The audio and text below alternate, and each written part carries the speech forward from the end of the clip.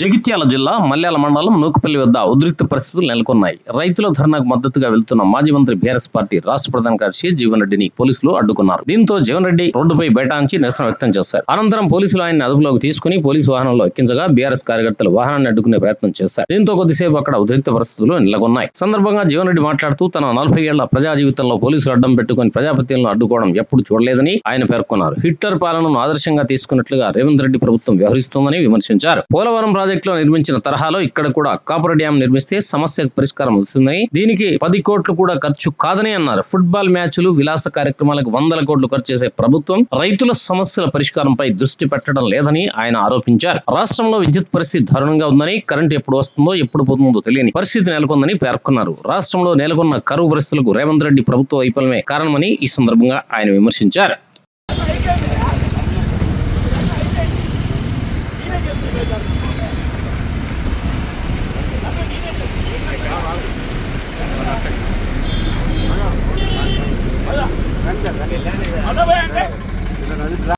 నన్ను ఆపడా మీరెవరే?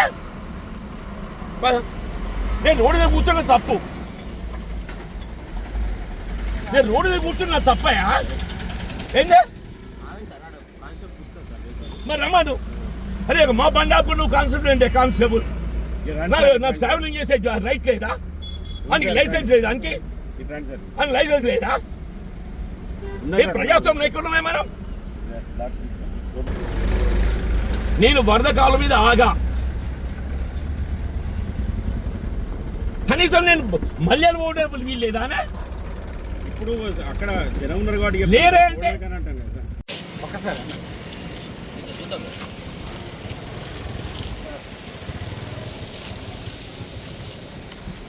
హక్కు నాకు లేదా?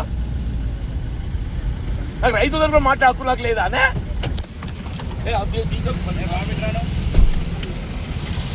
అవునే నాకు రైతుతో మాట్లాడే హక్కు లేదా? మరిగా వేరే అంటే జనం లేదు, వేరే అంటే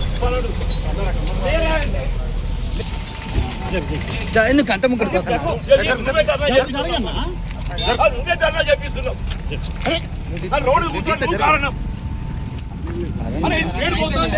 నీ ధర్నా అయిపోయింది. Is all right. నేను రైతులు సంఘీభావం తెలిపద్దా?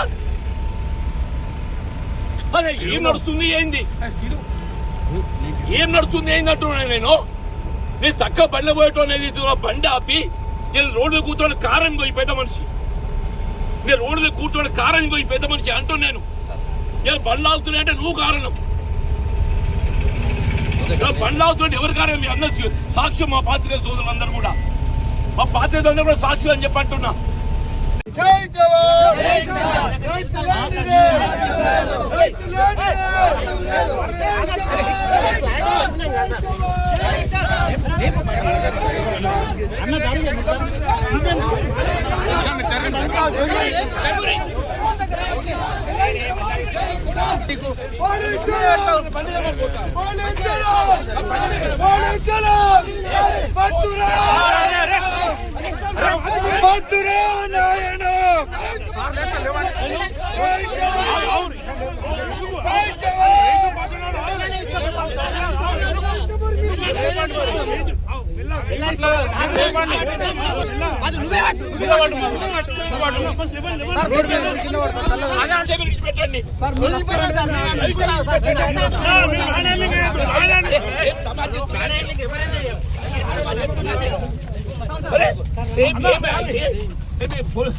పెట్టండి.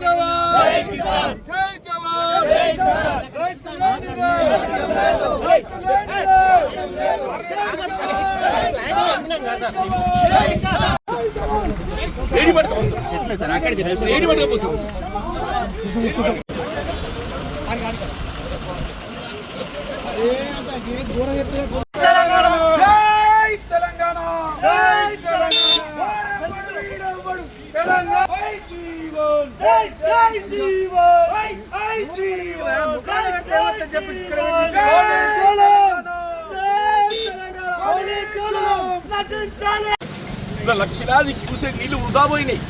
ఇప్పుడు ఇవాళ కూడా ప్రభుత్వం అధికారికంగా చెప్పేది ఏంటంటే అక్కడ దాదాపు 20,000 క్యూసెక్ నీటి ప్రవాహం ఉందని చెప్పంటున్నాను నేను. ఇప్పుడు NDSA national dam safety authority ఏదైతున్నదో వాళ్ళు మేడిగడ్డ బ్యారేజ్ మరమ్మతులు చేయకుండా నీటి నిలుపుదల చేయొద్దని చెప్పన్నారు.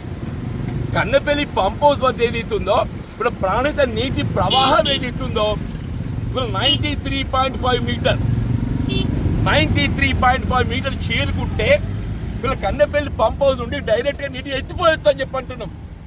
మొత్తం ఇవాళ సాగునీటి రంగ నిపుణులు అందరూ కూడా చెప్తున్నారు. వెదర్ శ్రీరామ్ గారు కూడా చెప్పిండ్రు, శాస్త్రి గారు కూడా చెప్పిండ్రు.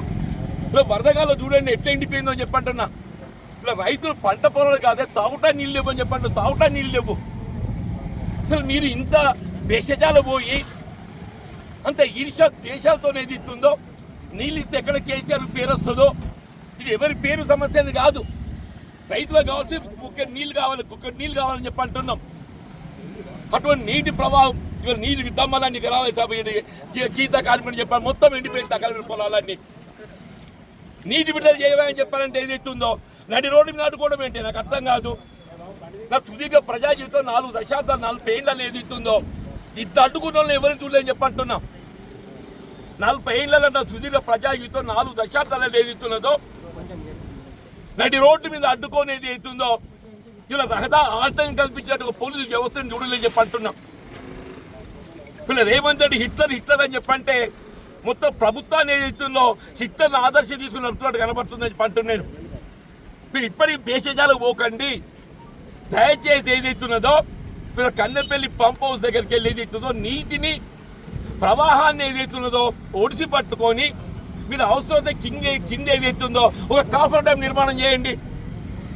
ఇప్పుడు అదే పోలవరం ప్రాజెక్ట్ ఏదైతున్నదో చంద్రబాబు నాయుడు గారు కింద కాఫర్ డ్యామ్ నిర్మాణం చేసి ఆయన నీటిని ఏదైతుందో ఎత్తిపోసుకుంటుండు. ఆయనకున్న తెలుగు మనకు లేకుంటే ఎట్లనే నేను ఇలా తెలంగాణ దిగువన ఏదైతుందో నీటిని వదులుతుంటే వాళ్ళ కింద ఆంధ్ర రాష్ట్రం నీటిని ఒడిసి పట్టుకొని ఏదైతుందో ఆయన పైకి లిఫ్ట్ చేసుకుంటుండు. అదే కాఫర్ డ్యామ్ని ఆసరా చేసుకొని ఇలా కాఫర్ డ్యామ్ నిర్మాణం చేస్తే మొత్తం ఏదైతుందో 10 కోట్లు కాదు. కాఫర్ డ్యామ్ నిర్మాణం చేస్తే 10 కోట్లు కాదని చెప్పి అంటున్నాం. ఫుట్బాల్ మ్యాచ్ నీ విలాసాల కోసం ఏదైతుందో 100 కోట్లు ఖర్చు పెడుతూ రేవంత్ రెడ్డి గారు ఏదైతుందో ఆయన విలాసాల కొరకు 100 కోట్లు ఖర్చు పెడతాడు. రైతులకు నీళ్ళు ఇచ్చడానికి పవర్ జనరేషన్ లేదయా. రాత్రి కూడా రైతు కరెంట్ లేకుండా అయింది. దినంలో ఎప్పుడు వచ్చేది తెలియదు, ఎప్పుడు పోయేది తెలియదు. విద్యుత్ కోత కారణం రేవంత్ రెడ్డి గారు అని చెప్పి అంటున్నా. రాష్ట్రంలో కరువు ఏర్పడటానికి కారణం రేవంత్ రెడ్డి. ఇది ప్రకృతి ప్రసాదించిన కరువు కంటే ఎక్కువ ఏదైతుందో ఎల్నినో ప్రభావం అధిగమించే ఒక అవకాశం ఉండే. ఎల్నినో హెచ్చరికలు ఇవాళ వచ్చినాయి కాదు, ఇవి గత 6 మాసాలకెళ్ళి ఎల్నినో హెచ్చరికలు వస్తున్నాయి. వాళ్ళు త్రాగునీరు అందింపజేయాలని చెప్పి రైతులు సంఘీభావం తెలపాలని చెప్పి వస్తుంటే ఒక దళిత బిడ్డ ఆయన ఏం తప్పు చేసి కొండగట్ట అడ్డుకోలేదు ఎత్తుందో మేము పోనీయేమో. మీరు రైతులు సంఘీభావం తెలిపేటువంటి ఒక ప్రజాస్వామ్య హక్కు మాకు లేదా? ఫ్రీడమ్ ఆఫ్ స్పీచ్ లేదా రాష్ట్రంలో? ఈ రాష్ట్రంలో ఫ్రీడమ్ ఆఫ్ స్పీచ్ ఉందా లేదా? రైతులు నోటు ఎక్కడ కారణం ఏది ఇస్తుందో ఇలా జగిత్యాల జిల్లా చేలో పోలీసు వ్యవస్థ అని చెప్పి అంటున్నా. అండర్ ప్రాబ్లం క్రియేట్ చేస్తుందా ఇలా జగిత్యాల పోలీసు అధికారుల యంత్రాంగం అని చెప్పి అంటున్నా. మీరు రోడ్డు మీద కూర్చుంటామని చెప్పంటే వాళ్ళే బాధ్యత వహించాలి.